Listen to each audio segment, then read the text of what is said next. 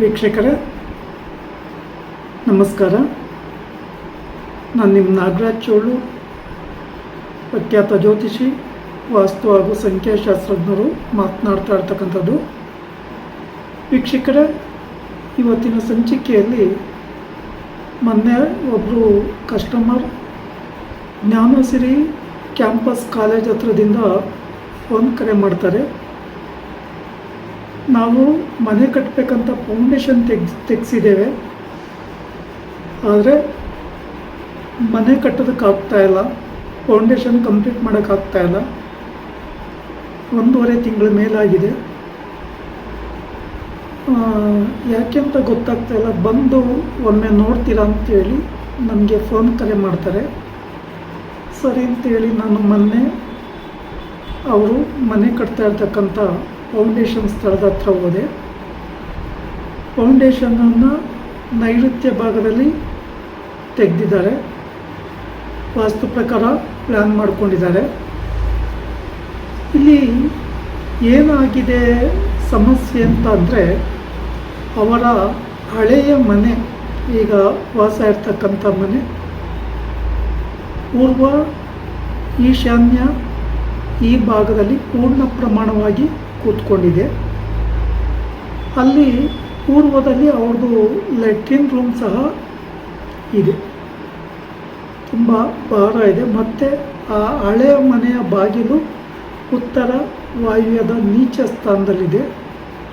ಇವರು ಮನೆ ಕಟ್ಟಬೇಕು ಅಂತ ಇರ್ತಕ್ಕಂಥದ್ದು, ಈಗ ಆ ಮನೆಯ ಎಡಭಾಗದಲ್ಲಿ ಮನೆ ಕಟ್ಟಲಿಕ್ಕೆ ಟ್ರೈ ಮಾಡಿ ಪಾಯ ಎಲ್ಲ ತೆಗೆದಿದ್ದಾರೆ. ವಾಸ್ತು ಪ್ರಕಾರ ಪ್ಲ್ಯಾನ್ ಸಹ ಮಾಡಿಕೊಟ್ಟಿದ್ದೆ.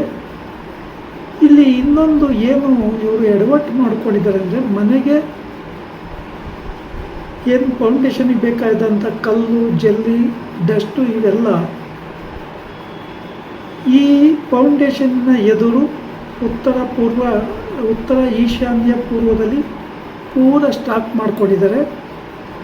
ಅಲ್ಲಿ ಪಶ್ಚಿಮಕ್ಕಾಗಲಿ ನೈಋತ್ಯಕ್ಕಾಗಲಿ ಯಾವುದೇ ವೆಯ್ಟ್ ಬಿದ್ದಿಲ್ಲ.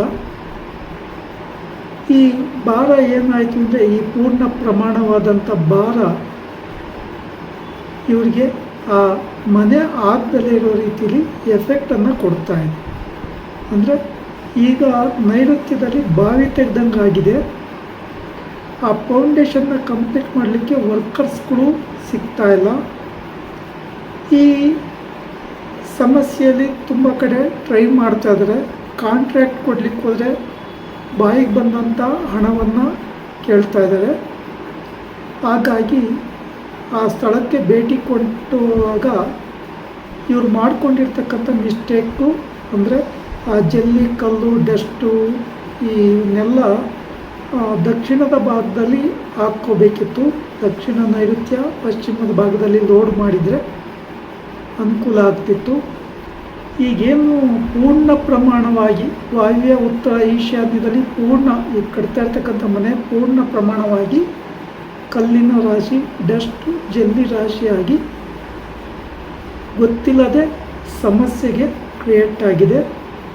ಮತ್ತು ಈ ಸ್ಥಳವನ್ನು, ಈ ಮನೆನ ಕಟ್ಟಬೇಕು ಅಂತ ಇರ್ತಕ್ಕಂಥವ್ರ ಹೆಸರು ವೃಶ್ಚಿಕ ರಾಶಿಗೆ ಬರ್ತದೆ.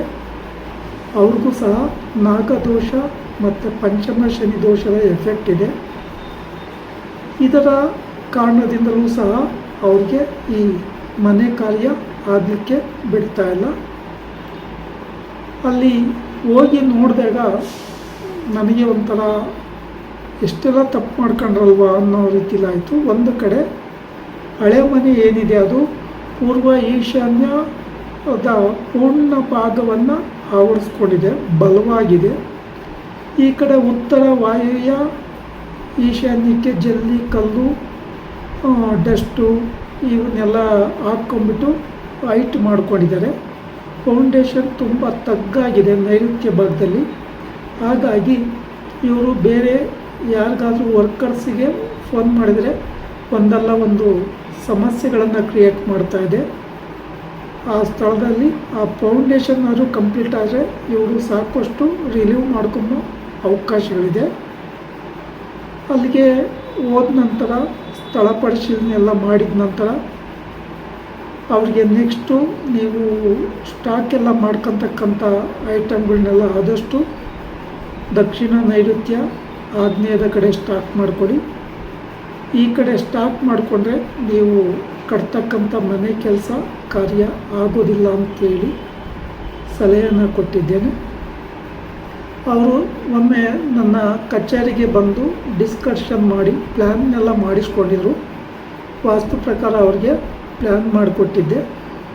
ಈ ಕಟ್ಟುವ ಗಡಿಬಿಡಿಯಲ್ಲಿ ಅವ್ರಿಗೆ ಗೊತ್ತಿದ್ದೋ ಗೊತ್ತಿಲ್ಲದೋ ರೀತಿಯಲ್ಲಿ ಈ ಜಲ್ಲಿ ಕಲ್ಲು ಮತ್ತು ಅವ್ರ ಮನೆಯೆಲ್ಲ ಯಾವ ಶುಭ ದಿಕ್ಕುಗಳು ಅಂತ ನಾವು ಕರಿತೀವೋ ಆ ದಿಕ್ಕಿಗಲ್ಲೇ ಹೈಟ್ ಆಗಿರ್ತಕ್ಕಂಥದ್ದು, ಮತ್ತು ಈ ಮನೆಯ ಎದುರಿಗೆ ಉತ್ತರದಲ್ಲಿ ದನ ಕಟ್ತಕ್ಕಂಥ ಶೆಡ್ ಸಹ ಮಾಡ್ಕೊಂಡಿದ್ದಾರೆ. ಆ ವಿಚಾರಗಳನ್ನೆಲ್ಲ ತಿಳಿಸಿದ ಮೇಲೆ ಸಾಧ್ಯವಾದಷ್ಟು ಅವು ರಿಮೂವ್ ಮಾಡ್ಕೊತೀವಿ ಅಂತೇಳಿ ಅನಂತರ ಇವ್ರು ಹೇಳಿದರು. ಅವ್ರಿಗೂ ಸಹ ವಾಸ್ತು ಬಗ್ಗೆ ಕೆಲವೊಂದಿಷ್ಟು ವಿಚಾರಗಳು ಗೊತ್ತಿದೆ.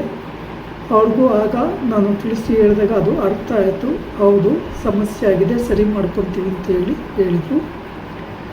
ವೀಕ್ಷಕರೇ, ಈ ವಿಡಿಯೋ ಇಷ್ಟ ಆಯಿತು ಅಂದರೆ ಲೈಕ್ ಮಾಡಿ, ಶೇರ್ ಮಾಡಿ, ಫಾಲೋ ಮಾಡಿ, ಆ ಲೈಕನ್ ಒತ್ತಿ, ಬೆಲ್ಲೈಕನ್ ಒತ್ತಿ. ನಮಸ್ಕಾರ.